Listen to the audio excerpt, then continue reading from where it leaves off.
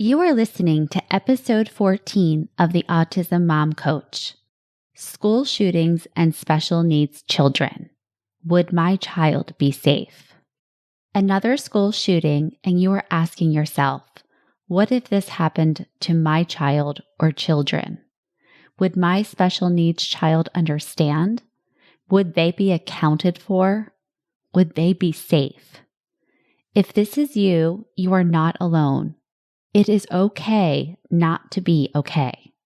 In this episode, I am going to share with you some tips for taking care of yourself as you grieve this latest tragedy.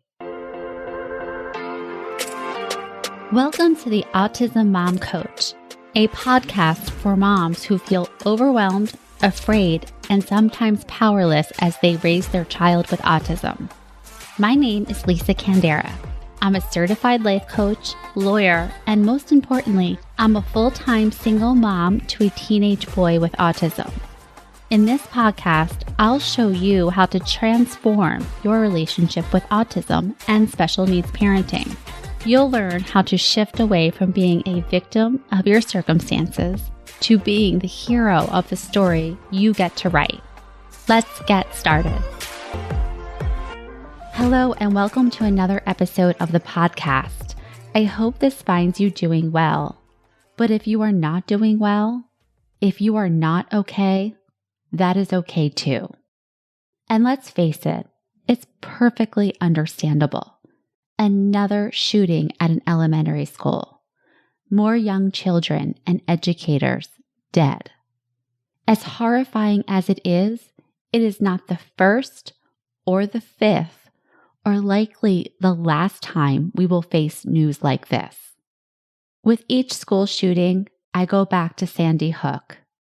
The first shooting involving children so young, 20 first graders and 6 educators. My son was in kindergarten at the time, and the news just shook me to my core.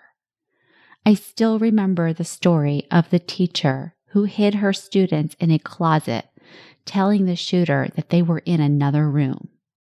I imagined those first graders huddled close together, staying quiet and hoping the shooter would leave the room. And my mind went to, there is no way my son would have gotten into that closet in the first place, or sat quietly for any length of time. How would he ever be safe in the event of an active shooter in his school? If this is where your mind went, you are not alone. I have had several conversations with clients, and I have seen many posts from special needs parents wondering the same thing. Would my child understand what was going on? Would they be able to hide? Would they understand that they needed to be quiet and still? So let's just take a moment and pause. If pausing feels uncomfortable, it is probably because you are in a stress response. When we are in a stress response, we want to move. We want to take action. This is our biology doing exactly what it is designed to do, keep us safe. When our nervous system is in a fear response, our adrenaline goes up and our rational thinking goes right out the window. We become hypervigilant to threats, constantly scanning for danger and anticipating it around every corner. So what do? We consume all of the news.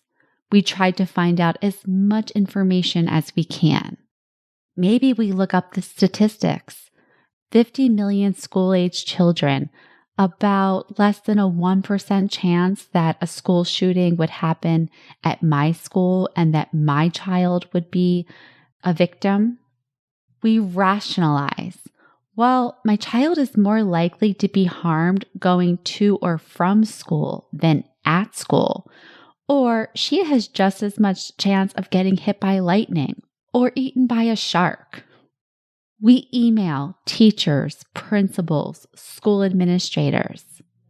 We ask about ALICE trainings and lockdown procedures. And some of us, we even contemplate homeschooling.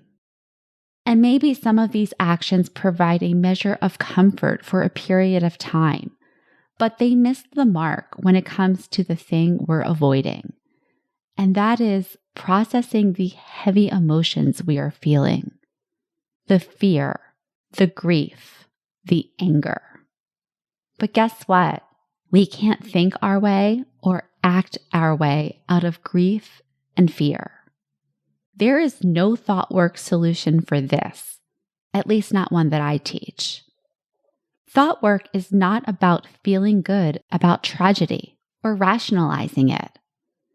It is about being aware of what you are thinking and honoring the feelings that you are having, and then moving through them, not past them.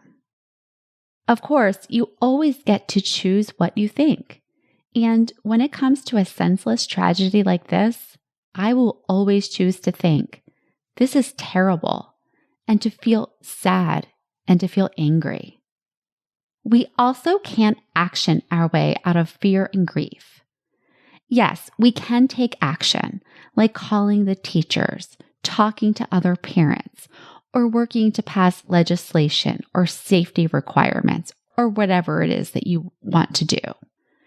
And while this action may ease your fear and pain a bit, it's not the same as processing the emotion. So as uncomfortable as it is, the way forward is through. I'm going to give you some thoughts about how to process these heavy feelings of grief, fear, and sadness. First, start with recognizing. Recognize your own pain and offer yourself support. This is called self-compassion or grace. It looks like, I am feeling heartbroken and it is okay. I am feeling devastated and this is a normal human emotion. Of course I feel sad about this. Anyone would. Of course I feel afraid. Anyone would. Second, resourcing yourself. I want you to think of resourcing yourself as anything you can do to bring yourself into a present feeling of safety and security. Maybe this is lying on your bed. Maybe it is sitting next to a loved one or a pet. Maybe it is picturing someone in your life, past or present, with whom you feel safe, secure, and grounded. Maybe it is deep breathing or putting your hand on your heart. Whatever you can do or visualize that brings you a feeling of internal safety. Then, with this resource in mind or at your side, ride the wave. I talked about this in episode 8. This is the process of allowing and processing your emotions, letting them in, feeling them, and processing them through your body. Now, this does not mean you need to do it all at once. You can do a little at a time. And if it becomes too overwhelming, take a break, return to your resource, and remind yourself that you are safe. The work of becoming present with the emotions and processing them allows you to shift from being stuck in the emotion to moving through it. Finally, we end where we started, with tons of self-compassion. This is hard, and it is okay to feel the way you do. It is okay not to be okay right now. All right, that is all I have for this episode. Be sure to be kind to yourself this week. It matters. Talk to you next week. Thanks for listening to the Autism Mom Coach.